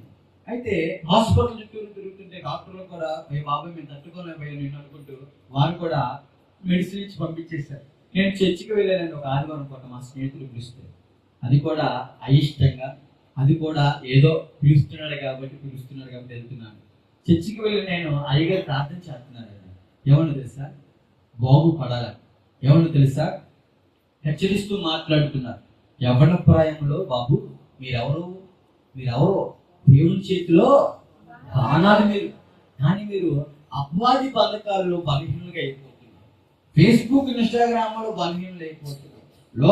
లోక ఏవైతే వ్యసనాలు ఉన్నాయో వాటికి మీరు బలహీనలు అయిపోతున్నారు. దయచేసి నీ స్నేహితుడు ఏ విధంగా అయితే హృదయపూర్వకంగా దేవుడి తట్టు తిరిగాడో, దేవుడు పిలిచినప్పుడు ఎప్పుడైతే వెంటనే హృదయం అనే తలుపు తెరిచి హృదయంలో దేవుడికి స్థానం ఇచ్చాడో, నీవు కూడా కార్యం చెయ్యి. దేవుడు నీ జీవితాన్ని కూడా బాగు చేస్తాడు, నిన్ను ఉన్నతమైన శిఖరాల్లో ఉంచుతాడు దేవుడు అని ఏం చెప్తున్నారండి? మాకు అర్థమయ్యేటట్టు మాకు చెప్తున్నారు. అయితే దైవజనుల ప్రయాసం మాకు అర్థమయ్యేది కాదు, దైవజనుల కన్నీరు మాకు అర్థమయ్యేది కాదు, దైవజనులు మా కోసమే కదా ఈ ఏర్పాటు మాకు అర్థమయ్యేది కాదు. సదాక మాట్లాడుకుందాం, ఈ ఏర్పాటు అంతా ఎవరి కోసం? ఈ భోజనాలు అంతా ఎవరి కోసం? మన కోసమే కదా. ఎవరిని? మీకోసమేనా? నేను అక్కడి నుంచి ఇక్కడికి ఎందుకు వచ్చాను? ఎవరి కోసం? నా కోసమా? ఎవరి కోసం? మీకోసం. దేవుడు చూసారా ఎంత ప్రేమిస్తున్నాడు మిమ్మల్ని అందరినీ. ఎక్కడో ఉన్న నన్ను ఈ వ్యక్తికి ప్రేరేపించి ఏ ద్వారా నన్ను నడిపించి, అన్నగారు నడిపించి, ఏమండి మీ అందరి జీవితంలో ఆయనలో ఎవరిలో దేవుడిలో స్థిరపడాలని ఇంతమందిని ప్రేరేపించారండి దేవుడు. చెప్పకూడదు ఒకసారి. దైవజనుల ప్రయాసం, దైవజనుల యొక్క ప్రార్థన. చర్చిలో చెప్పండి ఏం చేస్తాం? సమయానికి అమ్మ నేను చర్చలో ఏం చేసామని చెప్తున్నాను. డబ్బుకి నా తల్లి మేమే తప్పుగా భావించద్దు. ఏం చేద్దంటే ఫోన్ నొప్పుకుంటున్నానండి చర్చిలో. దేవుడి మాట వినపడుతుంటే ఏమండి ఫోన్ నొప్పుకుంటున్నాను నేను. దేవుడి మాటల్లోని జీవం ఉంటుందండి. ఎవరైతే మరణ ఛాయల్లో ఉంటారో ఏమండి, ఆ మరణ ఛాయల్లో ఉన్న వారికి ఏమండి హృదయం ఈ విరిగిపోయిన వారికి ఏమండి విరిగి నలిగిన హృదయంతో ఎవరైతే ఉంటారో ఆ మాటలు వినడం ద్వారా వారు రక్షింపబడతారు, వారికి ఆదరణ దొరుకుతుంది. ఆ మాటలు ఉన్న జీవం మరణ ఛాయలో ఉన్న బ్రతుకుల్ని జీవంకు చేస్తుందండి. హల్లెలూయా. ఆ మాటలో జీవం ఉంది, దేవుడి మాటలు. హల్లెలూయా. ఆ మాటలు వినబడుతుంటే ఇలా విని ఇలా విడిచిపెట్టేవాడిగా జీవిస్తున్నాను నేను. దేవుని సన్నిధి అంటే ఏమిటి? ప్రేమించేవాడిగా కాక అట్లా ఎప్పుడైపోతే ఎప్పుడు బయటికి పోదాం నాయన అన్నట్టుగా ఉంటుంది నా బతుకు. అలాగా సినిమా హాల్లో ఉన్నప్పుడు ఉండదు నాకు, అలాగా స్నేహితులతో రోడ్డు మీద తిరిగేటప్పుడు ఉండదు నాకు, అలాగా ఒక అమ్మాయితో గంటలు గంటలు మాట్లాడేటప్పుడు ఉండదు. కానీ అదేంటో తెలీదు, దేవుడి మందిరంలో కూర్చున్నప్పుడు ఎప్పుడైపోతురా అని 100 సార్లు టైం అయిపోయి చూస్తూ ఉండేవాడిని నేను. అటువంటి వారికి ఇక్కడ ఎవరు ఉంటే దయచేసి గమనించండి. ఎందుకంటే దేవుడి విలువ ఎరగక మునుపు ఏ విధంగా ప్రవర్తించి నేను దేవుడి విలువ అర్థమైంది ఎలాగో తెలుసా? యేసు ప్రభు వారిని ఏమండి మార్కు సువార్త 15వ అధ్యాయంలో నన్ను ఎంతగానో బలపరిచి ఎంతగానో ఆలోచింపజేసిన మాట 15వ అధ్యాయం 25వ వచనంలో యేసు ప్రభు వారిని ఉదయం 9 గంటలు సిలువేశారండి. ఎన్నిటికి? అదే 33వ వచనంలో చూడండి, మధ్యాహ్నం 3 వరకు సిలువ మీద దేవుడు వేలాడితే కనపడతారు. ఏమండి ఇక్కడ నాకు అర్థమవుతుంది, ఉదయం 9 గంటలు సిలువేస్తే మధ్యాహ్నం 3 వరకు యేసు ప్రభు వారు ఎక్కడున్నారు? సిలువ మీద ఆకాశానికి భూమికి మధ్యలో వేలాడుతున్నాడే. 6 గంటలు, ఉదయం 9 గంటల నుంచి మధ్యాహ్నం 3 వరకు. నేనేమో ఆరాధనలో ఒక 3 గంటలు కూర్చోడానికి ఎందుకు ఎంత ఇబ్బంది పడిపోతున్నానే గ్రహింపులకు దేవుడు నడిపించాడు. ఫ్యాన్ కింద చైర్లో కూర్చోడానికి ఎంత ఇబ్బంది పడిపోతుంటే సిలువ మీద ఆకాశానికి భూమికి మధ్యలో యేసు ప్రభు వారు ఎలా వేలాడారు అంతసేపు, ఎంత భరించారు. యాని కోసమా? అది ఎవరి కోసమా త్యాగము? మన కోసం, నీ కోసం, నా కోసం నశించిన దాన్ని వెతికి రక్షించడానికి పాప బంధకాల్లో ఎవరైతే ఉన్నారో ఏమండి ఆయన రక్తం ఏం చేస్తుంది? నిన్ను నన్ను విమోచన విడుదల దయచేయడానికి. అప్పుడు దేవుని సన్నిధి విలువ తెలియక ఎప్పుడు ఫోన్ వస్తే ఎప్పుడు బయటికి వెళ్ళిపోదామని ఆలోచన. అలాగే వచ్చిందండి ఫోన్ బ్యాక్, అలాగే వచ్చిందండి ఫోన్ వచ్చిన తర్వాత ఏ ఫోను? పరిశుద్ధుల ఫోన్ కదా అది, పాడు చేసే ఫోన్, లోక స్నేహితులు, మత్తుబాబులు, ఏమండి యేసు ప్రభు వారు ఎరగని వారు, అటువంటి వారితో సావాసం చేశాక ఒక యాక్సిడెంట్ జరిగింది నాకు. ఏంటంటే యాక్సిడెంట్ ఏమంటే ఒక కారులో బలమైన యాక్సిడెంట్ జరిగింది. ఆ కారు చాలా డ్యామేజ్ అయిపోయి ఏమండి ఏజెన్సీ ప్రాంతంలో డ్యామేజ్ అయిపోయి పడిపోయాం. అందులో ఉన్న వ్యక్తులకు ఏమవ్వాలి? ఏదో అవ్వాలి, కాలో చెయ్యో ప్రాణాలు పోవాలి, అంతగా డ్యామేజ్ అయింది కారు. కానీ అందులో ఉన్న మాకు మాత్రం ఏ ఒక్కరికి ఏం కాలేదండి, చాలా క్షేమంగా ఉన్నాం మేము. అప్పుడు పైగా నేను అనుకుంటున్నాను, ఇదంతా నా సుడేమో, ఇదంతా నా అదృష్టమేమో, ఇదంతా నా బలమేమో, నా లక్కేమో అనుకుంటూ గర్వంతో అహంకారంతో ఆలోచించుకున్నాను. బతికి బయటపడ్డావురా నాయన అట్లా, ఇటువంటి గర్వపు ఆలోచన. ఆ ఫోటో చూసి నా క్రైస్తవుడు ఏమంటాడు తెలుసా? ఎవరో మా స్నేహితుడు, నువ్వు ఇంకా బతుకున్నావంటే ఏంటో తెలుసా? దేవుని కృపరా నాయన, నువ్వు ఇంకా బతుకున్నావంటే దేవుడు అవకాశం ఇస్తున్నారా నాయన, నువ్వు ఇంకా బ్రతుకున్నావంటే నీ దీపం వెలుగుతుందంటే ఆరిపోకమునిపే ఆయన్ని సొంత రాష్ట్రుడిగా అంగీకరించరా నాయన అని హెచ్చరికలు వినపడుతున్నాయి. దేవుడు మాట్లాడుతున్నాడు, దేవుడు పిలుస్తున్నాడు. కానీ ఏంటి విడిచిపెట్టేవాడిగా ఉంటున్నాడు. దేవుడి సన్నిధిలో ఆదివారం పూట ఏమండి యేసయ్య అని నోటితో ఉచ్చరిస్తూ పాటలు పాడుతున్నాను. కానీ ఏమండి ఆ పాటలో ఉన్న బలాన్ని నేను, ఆ పాటలో ఉన్న అర్థం చేసుకునేవాడు కాదు. నోరులో కదని పాట పాడుతున్నాను తప్ప హృదయముతో దేవుని స్థుతించట్లేదు. ఏంటి నియమ నిబంధన? దేవుడు పూర్ణ హృదయముతోను, పూర్ణ మనసుతోను, పూర్ణ ఆత్మతోను, పూర్ణ బలముతోను ఏం చేయాలంటే ఆయన్ని ఆరాధించాలి. కానీ నా ఆరాధన ఎప్పుడు పెద్దలతోనే ఉంది తప్ప హృదయంతో లేదు. ఎందుకు హృదయంతో లేదంటే ఈ హృదయంలో ఎవరు లేరు? యేసే చోటు ఇవ్వట్లేదు. ఈ లోక వ్యసనాన్ని పాపాన్ని జున్నుకుంటున్నాను కానీ యేసేకి చోటు ఇవ్వట్లేదండి. వాక్యం ద్వారా దైవజనం ద్వారా దేవుడు అనేక మార్లు హెచ్చరించి హృదయం అనే తలుపు దగ్గర తట్టుతున్నా సరే ఏమండి నన్ను బాగు చేసే దేవుడికి స్థానం ఇవ్వట్లేదు కానీ, ఆయన పిలుపుకు లోపట్లేదు. కానీ నన్ను పాడు చేసే వాటి కోసమే వెంపర్లాడుతున్నాను, ఈ లోకం కోసమే వెంపర్లాడుతున్నానండి. అనారోగ్యంతో ఉన్నాను కదా, దేవుడు బలమిచ్చారు. దైవజనులు ప్రార్థన చేశారు కదా, దేవుడు బలం ఇచ్చేశారు, దేవుడు స్వస్థత ఇచ్చారు. స్వస్థత పొందుకున్నంత వరకు పొందుకోముడికి ఎలా ఉందంటే, అయ్యగారు నా కోసం ప్రార్థన చేయండి. ఏంటంటే ఏమంటాం మనం, అయ్యగారు నా కోసం ప్రార్థన చేయండి. మేము ప్రార్థన చేయము అయ్యగారు, మీ స్వరాలు మాత్రమే దేవుడికి కనపడదు, కానీ మేము మాత్రం ఎక్కడ ఉంటాం, ముస్లిం మధ్యలో ఉంటామండి, స్నేహితుల మధ్యలో ఉంటామండి, ఫోన్ల దగ్గర ఉంటామండి, టీవీల దగ్గరే అంతికిపోతామండి అని నేను అనుకునేవాడిని. ఎవరి మీద భారం వేసేవాడిని? దేవుడేమో నువ్వు నాతో సావాసం చేయరా, ఆయనతో సావాసం చేసిన నీకు సమాధానం రా, ఆయనతో సావాసం చేసిన నీకు మేలయ్యా అని వాక్యం ద్వారా చెప్తుంటే, నేను ఎవరితో సావాసం చేస్తున్నామో లోకం అందరితో సావాసం చేసి భారం ఎవరితో దైవజనుల మీద ఇస్తూ ఉండేవానండి. అంటే వారు మన కోసం ప్రార్థన చేస్తారు కాదంట. అయితే నేను అంటాను, వారి స్వరం కంటే మొదటగా మన స్వరం దేవుడికి వినపడాలి. హల్లెలూయా. మనము ఆయనతో సావాసం చేయాలి, మనం ఏకాంతంగా ఆయనతో మొరపెట్టాలి. రహస్యం ముందు తండ్రితో మొరపెడితే ఆయన అతి సమీపం ఉండే దేవుడు కాబట్టి ఆయన్ని విడిచిపెట్టేసి లోక స్నేహితులతో తిరుగుతున్నారు. అయినా కూడా దేవుడు అంత కడిగడకూడదంటే దైవజనులు చేసిన ప్రార్థనలకించి స్వస్థత అనుగ్రహించారండి. నాకు ఏమొచ్చింది ఇప్పుడు? బలం ఉన్నంత వరకు అయ్యగారు, బలం అయిపోయిన తర్వాత, బలం వచ్చేసిన తర్వాత, బలం లేనప్పుడు అయ్యగారు అన్నాను, బలం వచ్చేసిన తర్వాత ఏమన్నాను, అవసరం తీరిపోయిందిగా. అవసరం ఉన్నప్పుడు వరకు అయ్యగారు, అవసరం ఏమండి, అవసరం ఉన్నప్పుడు వరకు అయ్యగారు చుట్టూ, కానీ అవసరం లేకపోతే నువ్వెవర్రా బాబు అన్నట్టుగా ప్రవర్తిస్తున్నాను నేను.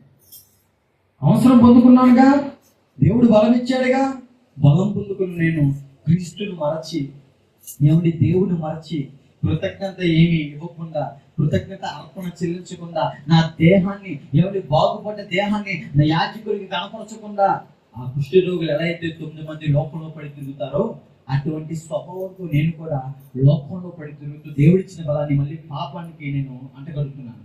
దేవుడి సన్నిధికి వచ్చిన నేను చాటింగ్లు చేసుకుంటూ ఏం చేస్తున్నాను తెలుసా, పరయవని భార్యని ప్రేమిస్తున్నాను, పెళ్ళైపోయిన అమ్మాయిని ప్రేమిస్తున్నాను. పెళ్ళైపోయిన ఎవరిని ప్రేమించడం ఏంటంటే వినడానికి చాలా చండాలంగా లేదు. అక్రమ సంబంధాలు ఇప్పుడు ఎంత దారుణానికి దారితీస్తున్నాయి. ఏమండి, అక్రమ సంబంధాలు ప్రాణాలు తీసేసినప్పుడు న్యూస్లు చోట్ల ఒకప్పుడు తక్కువ, ఇప్పుడు పాపము విస్తరిస్తుంది తెలుసా. అక్రమ సంబంధాలు పెరిగిపోతే ఆ మార్గము నాశనానికే దారి తీస్తుందని లేఖనాలు హెచ్చరిస్తున్నాయి తెలుసా. పరయవని భార్యని ఆశిస్తే ఆ మార్గం నిన్ను నాశనానికే దారి తీస్తుందని లేఖనాలు ఏమండి దేవుడు చెప్తున్నాడు. ఆ హెచ్చరిక ఏమి పట్టించుకోకుండా మాకేం కాదులే అంటున్నాను నేను. ఎందుకంటే పాపం చేసేవాడికి మొదటగా ఆ పాపం చాలా రుచిగా ఉంటుందండి. ఒకరోజు పట్టుకున్నప్పుడు ఉంటుంది చూశారు, ఇలాగెలా కొట్టుకుంటాడు, కలవరం వేదన. ఆ రోజు నా సమయం ఎలా ఉందో తెలుసా, పాపము చేసేటప్పుడు నాకేం కాదు అనుకుంటూ దేవుడికి పెట్టేసి విజయవాడ ప్రాంతం వచ్చేసి ఒక ప్రార్థన మొదలుపెట్టి ఏంటంటే, ఒక భక్తి స్నానం చేసి వచ్చాక ప్రార్థన చేసుకుందాం కానీ ఏ మందిరానికి అల్లక్కర్లేదులే అంటున్నాను నేను. ఇది మనిషి జ్ఞానం. దేవుడు ఏం చెప్తున్నాడు, 6 రోజులు నీ పని చూసుకొని 7వ రోజు అక్కడ ఉండాలంట. దేవుని మందిరం విశ్రాంతి దినంలో నువ్వు ఆచరించాలి. ఆ ఆచరించే 3 గంటలైనా ఉంటున్నా అంటే అది లేదు. 7 గంటల ఆరాధనకు మనం ఎంతసేపు 8:30, 9కి వచ్చే బ్యాచ్ అన్నమాట మంది. ఆ బ్యాచ్ వచ్చిన బ్యాచ్ లాస్ట్ లో కూర్చొని ఎప్పుడైపోతుంది బాబు అనుకో టైం చూసుకునే బ్యాచ్. ఆ 3 గంటలు కూడా సరిగ్గా దేవుని సన్నిధిలో గడిపేవాడిని కాదు. వచ్చిన గంట అయినా సరే దేవుని సన్నిధిలో గడిపేవాడిని కాదండి. ఆ విధంగా ప్రవర్తిస్తున్నా నేను. విజయవాడ ప్రాంతం వెళ్ళిన తర్వాత అసలు చర్చి మొహమే మానేశాను, వెళ్ళట్లేదు. ఏమనుకుంటున్నాను తెలుసా, అంత దేవునిలో యేసు బాబు కూడా అప్పుడే ఉంటానులే, స్నానం చేసి వచ్చాక ప్రార్థన చేసుకుని సార్లు అయిపోతాను. ప్రార్థన అంటే ఏంటండి, ప్రార్థన అంటే ఏంటి, దేవునితో మాట్లాడటం కదా. ఆ మాటలేవు, ఆటలు లేస్తున్నాను దేవుడికి. ఏంటి, నాకేం జరగకూడదు, నేను గజ్జి అమ్మేసుకుంటాను, పోలీసులు నన్ను పట్టుకోకూడదు, నేను అందరిని కొట్టేస్తాను, అందరూ నాకు లోపల, ఇలాంటి అన్నమాట వ్యర్థమైన మాటలు ఏమైనా చేస్తున్నాను. లేఖనాల్లో మాటలు ఆయన చిత్తానుసారమైన ప్రార్థన మానక ఆలకిస్తారండి దేవుడు. ఆయన చిత్తానుసారమైన ప్రార్థన, ఆయన ఇష్టమైన ప్రార్థన, నిజమైన మొర మానక ఆలకించే దేవుడు ఆయన. నిజమైన మొర వచ్చి రావట్లేదండి. నాలో పాపం ఉంచుకొని ఆ పాపం గురించి మొరొచ్చేది కాదు. నాకు ఆ పాపాన్ని ఒప్పుకునేవాడిని కాదు, ఆ పాపాన్ని ఒప్పుకొని విడిచిపెట్టేవాడిని కాదు. లోపల పాపాన్ని ఉంచుకొని, చీకటి ఉంచుకొని, ఏమండి ఇష్టానుసారంగా భక్తి చేస్తున్న భ్రమలో జీవిస్తున్న ఒక అజ్ఞాని నేను. ఒక నిజమైన భక్తి చేయట్లేదు. భక్తిలో ఉన్న శక్తిని గ్రహించేవాడుగా నేను ఉండట్లేదు. శరీరాన్ని ఎంతగానో బలహీనపరుచుకుంటూ స్నానం అంటున్నాను, 2 నిమిషాలు ఏదో ప్రార్థన అండి, ఆచరణంగా చేయాలి కదా, చేయాలి. ఏదో నామకార్థంగా చేయాలి కాబట్టి చేయాలి, ఒక మొక్కుబడిగా చేస్తాను కాబట్టి చేయాలి అన్నట్టుగా ఉంది తప్ప దేవుని సన్నిధిలో వ్యక్తిగతంగా గంటల గంటలు ఏముంది ఆయనతో గడిపే ఆ స్వభావం, ఆ పద్ధతి లేదు. ఆ రకంగా మారు మనసు లేకుండా ఇష్టానుసారంగా ప్రవర్తిస్తూ రాక వచ్చిందండి వ్యాధి. ఏ వ్యాధి? మొన్న వచ్చింది కదండి, కరోనా. కరోనాకి మీ అందరూ ఇంట్లో ఉన్నారా? నేను మాత్రం ఊరి మీద తిరుగుతున్నాను డబ్బు కోసం. అంటే డబ్బు ఉంటే నేను ఏదైనా సాధించద్దు అనేక దురాసనాలు ఎక్కువ ఏలుబడి చేస్తూ ఉండేదండి. డబ్బు ఉంటే అని నా కాళ్ళ దగ్గర వచ్చి పడితే అనేక గర్వనాలు ఎక్కువ ప్రభావం చేస్తూ ఉండేదండి. డబ్బు ఉంటే ఏదైనా చేసిన అహంకరణాలు పనిచేస్తూ ఉండేదండి. మీరు చెప్పండి, ఎంతో మంది కోట్లు అధిపతి ఉన్నవారు ఎంతమంది ఆ కరోనా వ్యాధికి మరణించలేదు? గంట బతికించాలని ₹100 ఖర్చు పెట్టిన లేదా? 3 మంది ఉన్నారు నాకు తెలుస్తున్నారు. ఎందుకంటే మా ఇంటి పక్కన శ్మశానాలు ట్రిప్కి 40-30 సవాలు కాల్చేవారు. నిజం. ఆ పొగ ఎలా వచ్చేదంటే పేల్చడానికి చాలా ఇబ్బంది పడేవాళ్ళు. వాళ్ళ ఇంటి మీద ఉన్న బంగారం కూడా తీసుకోవడానికి ఇష్టపడలేదు. ఎక్కడ అతికిపోద్దో, ఎక్కడ ఇబ్బంది పడిపోద్దో, ఎక్కడ వ్యాధులు తాకిద్దేమో అని భయం. కానీ నేను మాత్రం డబ్బు కోసం పోకలాడుతూ దేవుడిని అడ్డు పెట్టుకొని పరిశుద్ధమైన గ్రంథం అడ్డు పెట్టుకొని, ఏమంటే దైవజనులు పరిశుద్ధమైన గ్రంథం ఇచ్చారు, నాకు దేవుడి మాట ఇచ్చారు. ఎవరి ప్రాయంలో దేవుడి మాటని ఏమండి చదవట్లేదు. నేను చదువు రాదంటే వచ్చు. ఏం చదువుతా నేను? ఫేస్బుక్లో హాయ్ గుడ్ మార్నింగ్ తిన్నావా ఈ చదివేవాడిని. ఎక్కడున్నావు తొందరగా ఈ చదివేవాడిని మెసేజ్. వాక్యం మాత్రం చదవట్లేదండి. వాక్యం నా పాదంలో దీపమే, నేను వెళ్ళే మార్గం నాకు చూపించుద్ది, నా బుద్ధితనాన్ని, నా మనోన్నతలు దేవుడు వెలిగిస్తాడు అనే గ్రహింపు లేనివాడిగా జీవిస్తున్నాను. యవ్వనప్రాయంలో మీరు దృష్టిని జయించగలరయా? మీ చేతిలో వాక్యం ఉందయ్యా అంటే చేతిలో వాక్యం ఉంది కానీ హృదయంలో వాక్యం లేదు. హృదయంలో దేవుడికి స్నానం ఇవ్వట్లేదు నేను. దేవుని జనంగమా స్నానం చేయడం, ప్రార్థన చేయడం, మళ్ళీ ఊరి మీద తిరిగేయడం, ఆయన భక్తులుకునేవాడిని. మళ్ళీ దేవుడు ఇచ్చిన బలాన్ని ఈ లోకానికి పాపానికి ఖర్చు పెట్టేవాడిగా జీవిస్తున్నాను. దేవుడు ఇచ్చిన బలాన్ని మళ్ళీ లోక పాపానికి ఖర్చు పెట్టేవాడిగా ఉన్నాను. ఏమైందండి? శరీరం ఏమైపోతుంది? మళ్ళీ అలా ప్రవర్తిస్తే పాడైపోతుంది. సెకండ్ లాక్డౌన్ వచ్చిందండి. సెకండ్ లాక్డౌన్లో 262 కేజీలు గంజాయి వేరే రాష్ట్రానికి తరలించానండి. నేను తరలించేటప్పుడు మళ్ళీ అంటున్నాను, యేసు ప్రభువా గంజాయి కొనుక్కోవడానికి వెళ్తాను, ఏ పోలీసులు పట్టుకోకుండా చూడు, నాకు వచ్చేటప్పుడు ఎంతో కొంత నీకు ఏం చేస్తాను, నేను కానిచ్చేస్తాను. వాస్తవానికి ఇది బద్దలు కొనండి, ఇవ్వకూడదని నేను చెప్పట్లేదు, కానీ ఇచ్చేసేది సరిగ్గా లేకుండా, హృదయం సరిగ్గా లేకుండా ఎంత ఇచ్చిన ఉపయోగం లేదంటాను నేను. వాక్యం ప్రకారంగా నీ హృదయం శుద్ధి చేసుకుని నువ్వు ఇచ్చేటప్పుడు ఏంటంటే అది బ్లెస్సింగ్. ఏమండి, హృదయం సరిగ్గా లేదు, కష్టపడే సొమ్ము కాదు, అక్రమంగా ఏమండి దౌర్జన్యంగా సంపాదించే సొమ్ము. నేను అనుకుంటున్నాను డబ్బు ఉంటే స్నేహితులు బోల్డ్ మంది ఉంటారు అనుకున్నా, కానీ నిజంగా చాలా మంది స్నేహితులు ఉండేవారు, కానీ ఏ ఒక్కరు లేరు. ఛార్జీ డబ్బు లేక మన హైదరాబాద్ గాంధీ బస్ స్టాండ్ లేదు, అక్కడ విజయవాడ ప్లాట్ఫామ్ ముందు ఇలా స్ట్రైట్కి వెళ్తే చుట్టూరు ఏముంటుంది కావా, ఓ మురుక్కాలు ఏదో ఉండుతాడా, పెద్ద పెద్ద రాళ్ళు ఉంటాయి కదా. అక్కడ ప్లాట్ఫామ్ మీద అడుక్కునేవారు ఉంటే వాళ్ళ పక్కన పడుకున్నానండి నేను. ఎప్పుడు తెలుసా? మే 10వ తారీఖు 2021 సంవత్సరంలో సెకండ్ లాక్డౌన్ అప్పుడు ప్రారంభించారు. అవునా? ఇక్కడ నైట్ నుంచి మార్నింగ్ వరకు లాక్డౌన్, అక్కడ ఆంధ్రాలో అయితే మార్నింగ్ టు ఈవినింగ్ వరకు లాక్డౌన్ పడేది. ఇక్కడ నైట్ 10 నుంచి మార్నింగ్ 5 వరకు 6 వరకు లాక్డౌన్. మీకు గుర్తుందో లేదు కానీ హైదరాబాద్ వాసులు నాకు గుర్తుందండి. ఎందుకంటే ఇది అనుభవంతో చెప్తున్నాను, ఉత్తు మాటలు కావు ఇవన్నీ. అర్థమవుతుందా? ఒక అడుక్కునేవారు పక్కన పడుకునే స్థితికి వెళ్ళిపోయింది.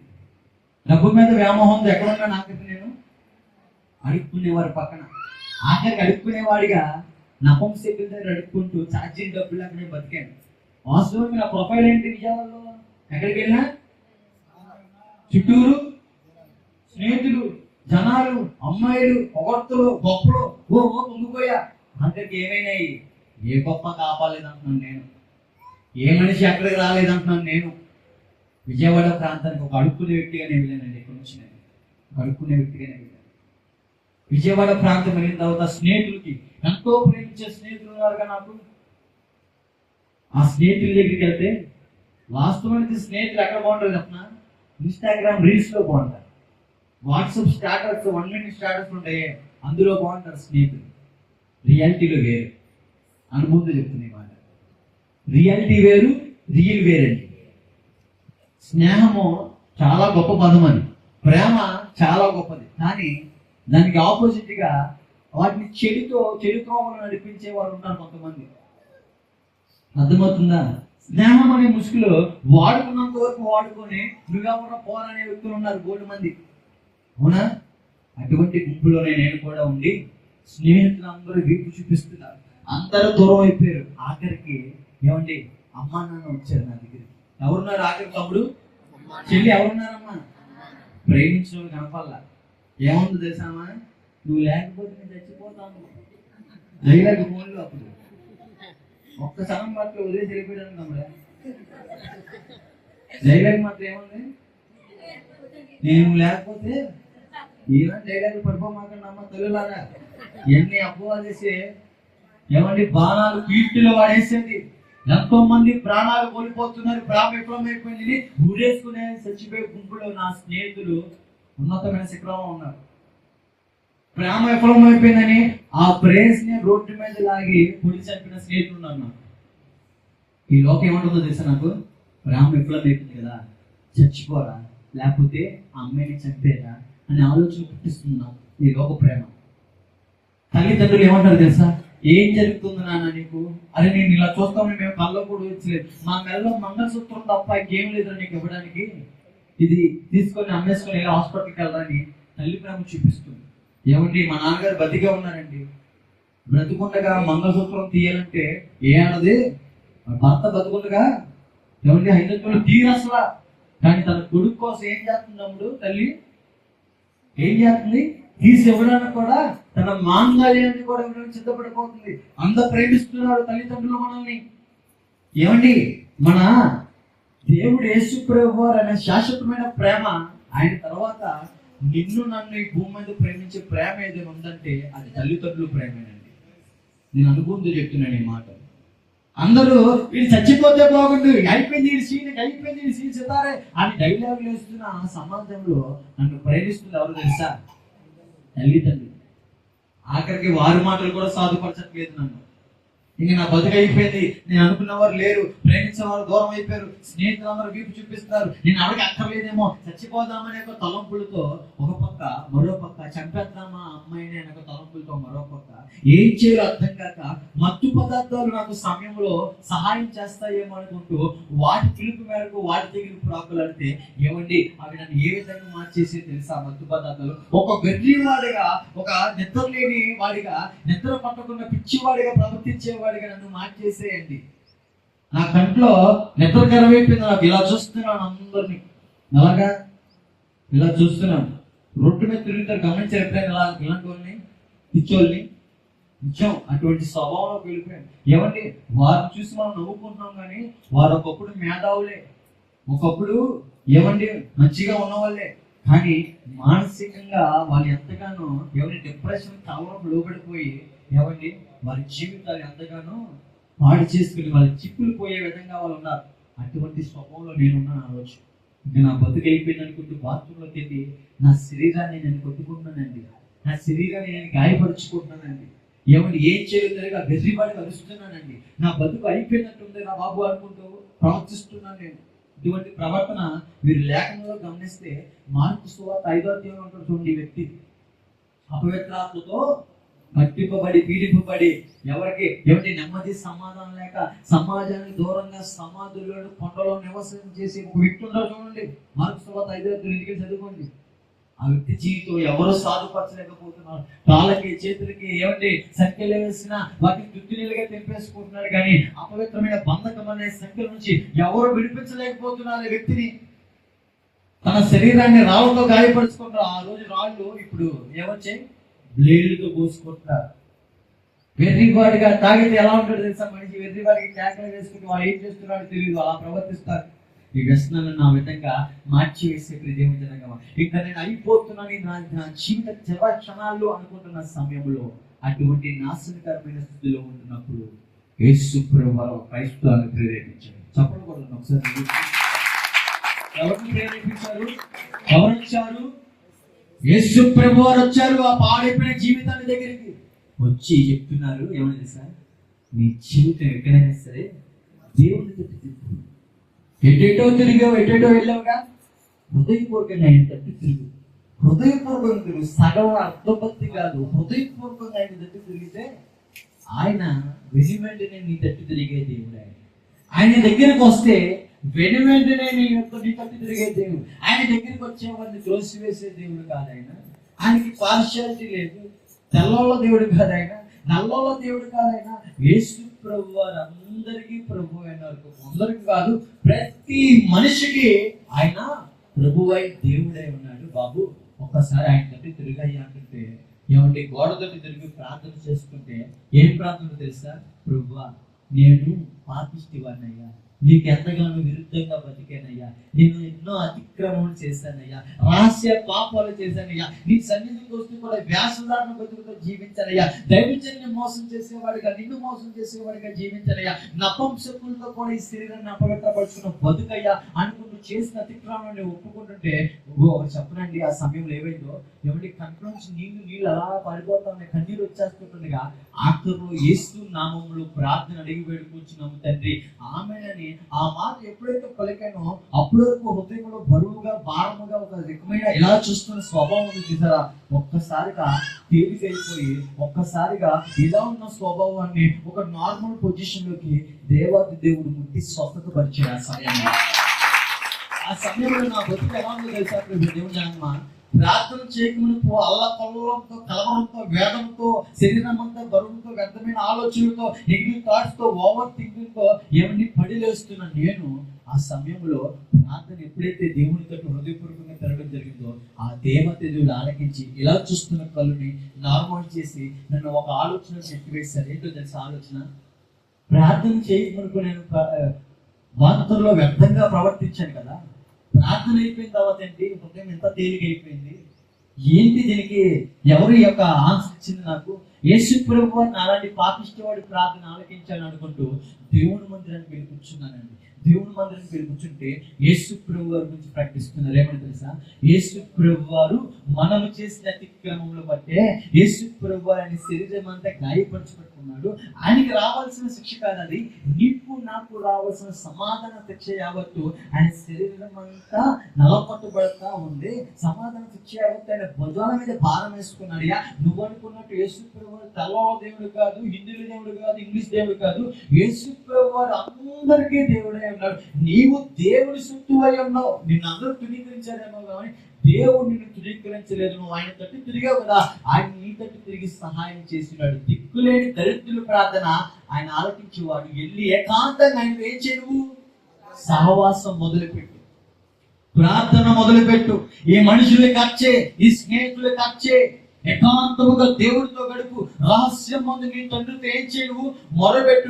ఏ బంధకాల్లో, ఏ స్థితిలో, ఏ వ్యసనాల్లో చిక్కుకోబడిపోయి బయటికి రాలేకపోతున్నావో నువ్వు ఆయనతో సావాసం చేయి, నీకు సమాధానము ఆయన దయచేస్తాడు. నువ్వు ఆయన మీద ఆధారపడు, సమస్త బంధకములు విమోచన దయచేసే దేవుడు. హృదయపూర్వకంగా ఆయన తట్టి తిరుగు. నమ్ముటిని వాళ్ళైతే నమ్మువానికి సమస్తము సాధ్యం. నీ నమ్మకం ఎప్పుడు ఇక్కడ నుంచి కాదు, కానీ నీవు హృదయపూర్వకంగా ఆయన దగ్గర నమ్మడం ప్రారంభిస్తే నువ్వు గొప్ప అద్భుతమైన కార్యాలు చేస్తావు. ఆయన వాక్యం నిన్ను వెలిగిస్తుంది. ఆయన జీవంగల వాక్కు చదువు, ఆయనతో సావాసం చేయాలంటే కొండ మీదకి వెళ్ళిపోయి, ఎవరి కొండ మీద మా స్థావరం ఉండేది, గంజాయి తాగే స్థావరం.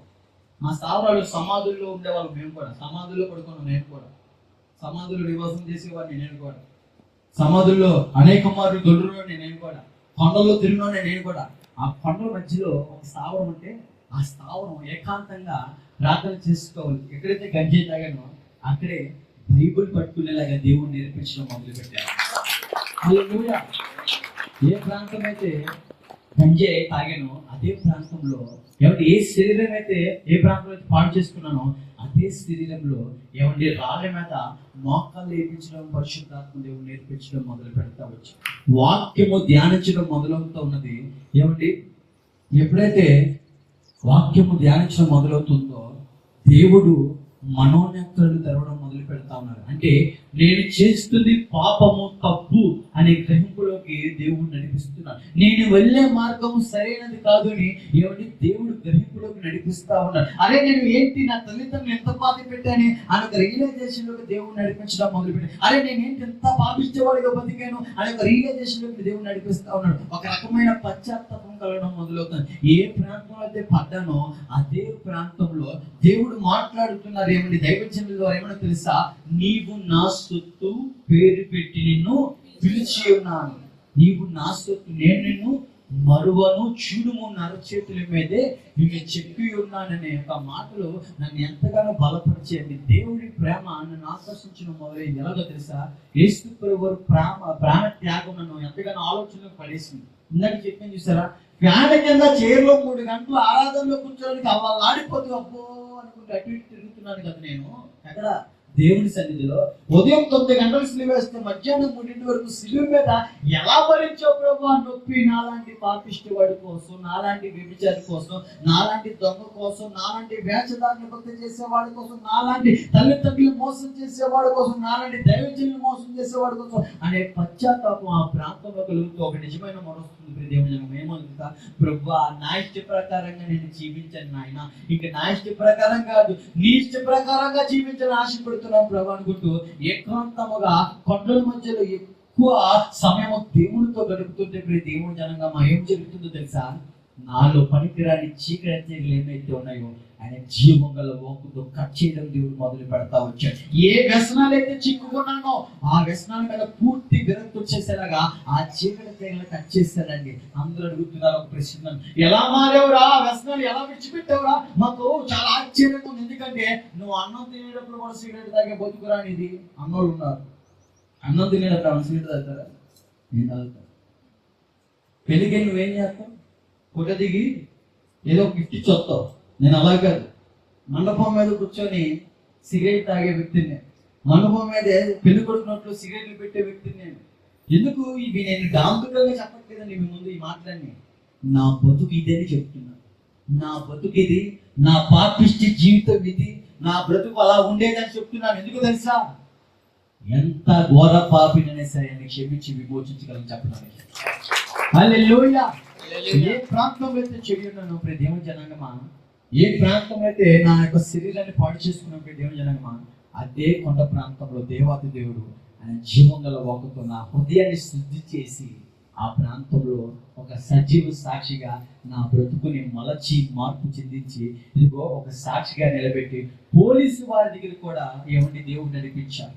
పోలీసు వారు ఏమన్నారు తెలుసా, అప్పటి వరకు ఇష్టొచ్చినట్టుగా మాట్లాడే వారు ఆ సమయంలో అక్టోబర్ 23, 2021 సంవత్సరంలో యేసు ప్రభువాన్ని నమ్మి బాప్తిస్మం పొందుకున్నానని, ఆయన నాలాంటి పాపిష్టవాడి కోసం ఈ లోకానికి వచ్చారని ఈ నోటితో ఒప్పుకొని హృదయం విశ్వసించి యేసు ప్రభువారు కొందరికి కాదు అందరికీ ప్రభు అన్నారని ఏమండి ఒప్పుకొని నమ్మి బాప్తిస్మం పొందుకున్న తర్వాత ఎల్విన్ బర్నబాస్ గా పేరు పెట్టారు. అదే పేరుతో పోలీసు వారు ఇలా పిలిచారు. ఏమని తెలుసా, హలో ఎల్విన్ బర్నబాస్ గారు ఎక్కడున్నారు, అర్జెంటుగా స్టేషన్ రాండి అన్నారు.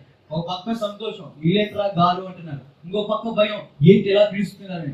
నేనేమో వెళ్ళానండి, ప్రార్థన చేసుకొని బయలుదేరాను. ప్రభు ఏంటయ్యా, అయితే ఏ పోలీసులు కుక్క తిట్టారో అదే పోలీసుల ముందు సాక్షిగా దేవుడు నిలబెట్టారని వాళ్ళు అడిగారు, ఎలాగని జీవితం మార్పు చెందింది, మీరు ప్రభావితం చేసింది ఎవరు అని అడుగుతుంది. నేను ఒకే సమాధానం చెప్పాను, అయ్యా మమ్మల్ని అనేక మార్లు పోలీస్ స్టేషన్ లో కుక్కను కొట్టినట్టు కొట్టారు, కానీ ఏ ఒక్కరు కూడా మమ్మల్ని సాధులు చేయలేకపోయారు. సంఖ్యలకు సాధుత్వం జైలండి. మాకు అనేక మార్లు జైల్లో పోలీస్ స్టేషన్ లో పెట్టినా వాటిని మేము తుత్తులుగా తెంపేసుకునే రకాలు అండి. మార్కుస్ 5 ఉంటాయి ఈ మాటలు. రాజకీయ నాయకుల పేర్లు చెప్పి బయటకు వచ్చేసాం మేము. ఒకనొక రోజు రాజకీయ నాయకులు కూడా కనపడలేదండి. అందరితో నిగ్రహించి రాకరికి ఎవరు వచ్చారు, యేసు ప్రభు వారు వచ్చారు. ఈ విలువ లేని జీవితానికి విలువ దయచేసి ఏ ప్రాంతంలో అయితే పడ్డానో అక్కడే న్యూస్ పేపర్లో దేవుడు ఏ విధంగా రాపించాడు తెలుసా, మతోన్మాది మనిషిగా మారని సాయి జీవితం మారిందని పోలీస్ సాక్ష్యం అండి పేపర్లో. నేను ఇవ్వట్లేదు అక్కడ. హల్లెలూయా. మరొక పేపర్లోనేమో ఏమని రాశారు తెలుసా బాబు, చూడు, యేసుక్రీస్తు సన్నిధిలో మతమరుపులు కాదని పాడైపోయిన బ్రతుకు జీవితాల్లో వెలుగు నింపడింది. నిజమే, చీకటి బంధకాల్లో ఏమండి మనం ఉంటున్నప్పుడు ఎటు వెళ్ళలో తోచక దారి తెలియని స్థితిలో ఉంటున్నప్పుడు దేవాది దేవుడు మనిషి కుమారుడిగా ఆ వెలుగైన దేవుడు ఈ లోకానికి వచ్చి నిన్ను నన్ను ఎందగత దైవజనం చెప్పినట్టు ఆశ్చర్యకరమైన వెలుగులోకి నడిపించడానికి దేవాది దేవుడు వచ్చి ఉన్నారు. హల్లెలూయా. దేవుడు ఎన్ని పిలుపులతో పిలిచాడు మనల్ని? తప్పని మొదటి పిలుపు రక్షణ పిలుపు, ఆ తర్వాత పరిశుద్ధత, ఆ తర్వాత అంతే పరిశుద్ధత.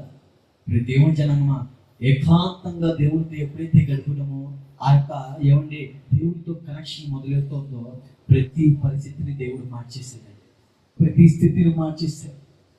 నా తల్లిదండ్రులు భయపడ్డారు దేవుని సన్నిధికి రావడానికి. కొడుకు మార్పును చూస్తున్నారు, బాగానే ఉంది, కానీ వాళ్ళు యేసు ప్రభువును ఒప్పుకోవడానికి సిగ్గుపడుతున్నారు. ఎందుకంటే బంధుప్రియులు అడ్డుపడుతున్నారు. ఎందుకంటే మా అమ్మ ఎవరు? ముత్తైదుగా ఏ ఫంక్షన్కి వెళ్ళినా సరే మెయిన్ పర్సన్ ఆమె. అయితే దేవుడు ఆమెతో మాట్లాడండి సూటిగా వాక్యంతో. ఆమె హృదయంలో బాధపడుతుందంట. ఏమన్నా తెలుసా?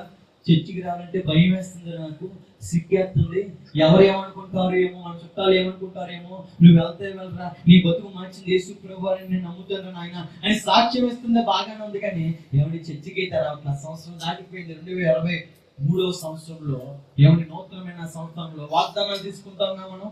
ఆ వాగ్దానాల ద్వారా దేవుడు మాట్లాడాడు మా అమ్మతో. ఏమని తెలుసా? ఆ హృదయంలో ఏమనుంది? భయం వేస్తుందంట, సిగ్గేస్తుందంట, ఇంకేంటంట, ఎవరేమనుకుంటారో అవమానం తలుచుతుందంట. దేవుడు మాట్లాడాడండి స్వీట్గా.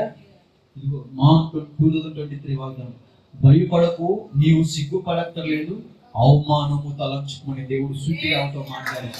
హల్లెలూయా.